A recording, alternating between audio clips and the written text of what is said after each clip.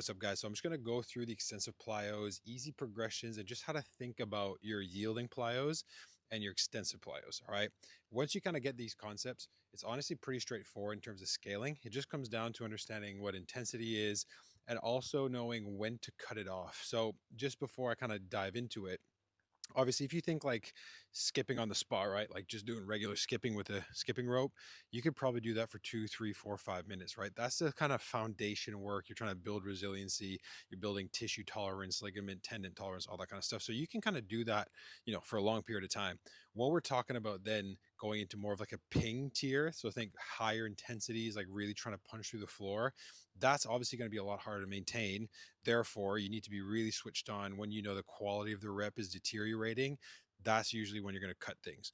And it's very difficult to do that when you're a beginner, but as you get better and better and better, you train more, you should be able to have that awareness. So if we just start with the kind of extensive plyos, like the reactive ones, big thing I kind of pick up a lot, especially when you guys are sending videos, is you always want to try to be mid-foot and pull the toe up in the air. So think a lot of you guys tend to be on your tippy toe. Like it really needs to be mid-foot. So notice how there's like a little bit of knee bend, not much hip bend, but I'm really trying to hit midfoot, pull a toe up. The reason for that, without going into too much detail, is that every contact is essentially primed in the best position possible for the next one. And it's just like the mechanics of your foot. So it doesn't mean you can't ever be on your toes. Like there's times you're going to be on your toes, but when it comes to this, we're trying to build that kind of contact, that resiliency with proper mechanics. So now think about it this way. You could probably do a couple minutes just kind of bouncing around, right? Like in your warm up, doing different stuff side to side, alternating. That's kind of what I do when I'm doing my extensive plyos. I'm warming up because it's light, it's not too difficult. And over time, we can increase the intensity. So what's the best way to increase intensity? Or I guess make it more difficult is you can try to jump higher, or you can make it more complicated, or you can do both. So for example, if I was doing it on the spot, this is super easy. That starts getting harder. Okay. So the idea for you in your head is, realistically, let's say you're doing a month's worth of extensive plyos and you're just building the base, you're getting loads of resiliency into there, like tissue tolerance. Then you want to start playing around with higher intensities. So maybe let's say this is like a 3 out of 10. All right. Well, then can I go 5 out of 10, but try to keep the mechanics the same?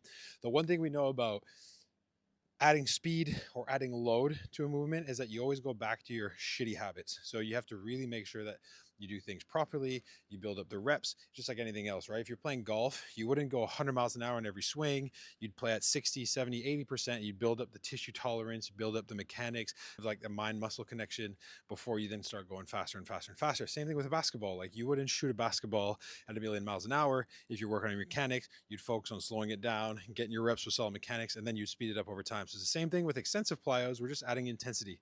So you can do that with your extensive, right? So obviously if you want to make it more difficult, it could be side to side, you can be alternating. This is where you kind of just have fun. So concept is build low level, build it up over time, try to jump a bit higher. Once you feel like you've really got the hang of the extensive, you can do it for a long amount of time, because that's where the adaptations are going to come from. And it takes a long time to get adaptations, tendons, ligaments, tissues, all that stuff. Like it's going to take you 4 to 6 months of just constantly progressing and challenging yourself, right? But you're going to feel a shit ton better. You're going to feel a lot springier and a lot more healthy down there in terms of your feet, your ankle complex, your Achilles. So that's number one. Now, if we look at the yielding plyos, so think yielding is a lot more kind of like, we're controlling the movement, like we're yielding positions. So we're really trying to build strength.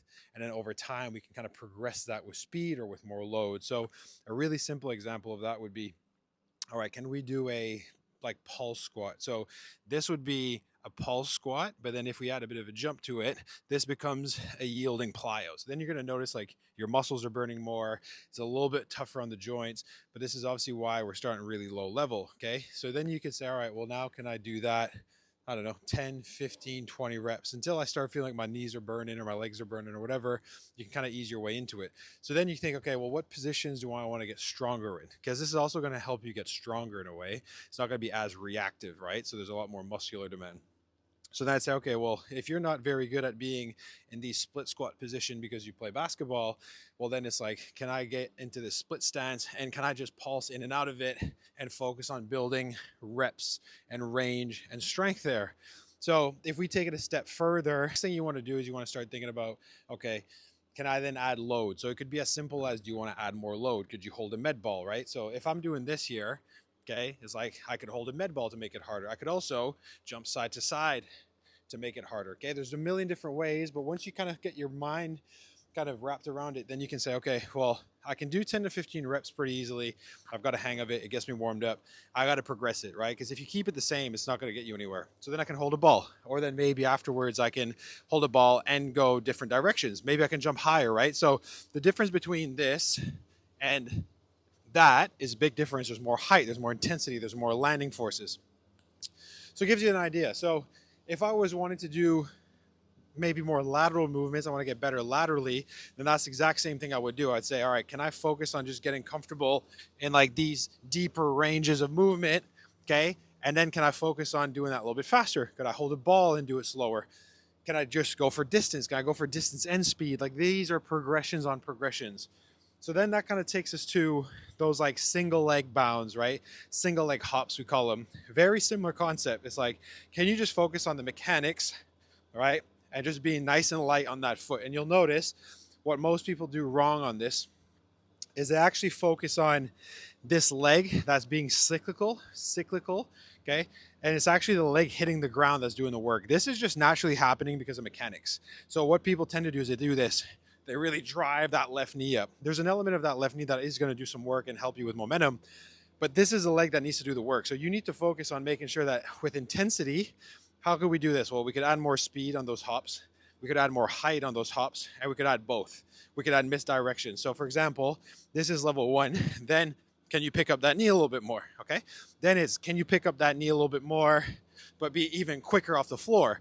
Then it's, could you maybe do that with a bit more distance in between, right? And then you can go into, side to side stuff. Then it might be like we're doing the same thing, but we're going side to side. So you can really see how there's just easy progressions with each one. So like for me, I've never been a very good 1-foot jumper, right? I couldn't I could dunk on and off one leg when I was younger. And if anything, I could probably jump off one leg better now when I'm doing a lot of max jumps and max sprints, because I've built up tolerance and stability off my leg. So if I was to kind of build that up again, I would focus on like absorbing, right? This is the yielding stuff, like getting really comfortable in those positions, kind of getting that base, owning the right to progress. And then after that, I would focus on, okay, can I start adding height and just that stability on one leg, also while I'm getting stronger in the gym. And then it's all going to be about speed and more complexity and just improving it that way. So hopefully that makes sense, but that's exactly where I would start.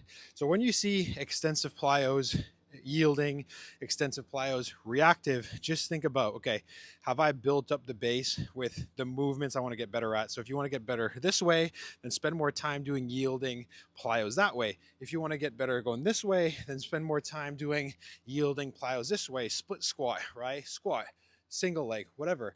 With the reactives, that's where you have a bit more fun. You can really just ping around and you can focus on just adding more height, more height, more height over time. But the key is, once you feel like the set is deteriorating in quality, you need to cut the set. You just need to cut it. You need to stop. You got to take a minute, 2 minutes, and then you go again. 2-3 sets is going to be great, right? And then you go into your max jumps, you go into your broad jumps, you go into your heavy lifts, all that kind of stuff. So hopefully that makes sense. But that's like the biggest thing I've noticed most people kind of struggle with. It's really not that difficult. You just use the concept of, where am I at? How do I progress it? Can I add load? Can I add speed? Can I add intensity?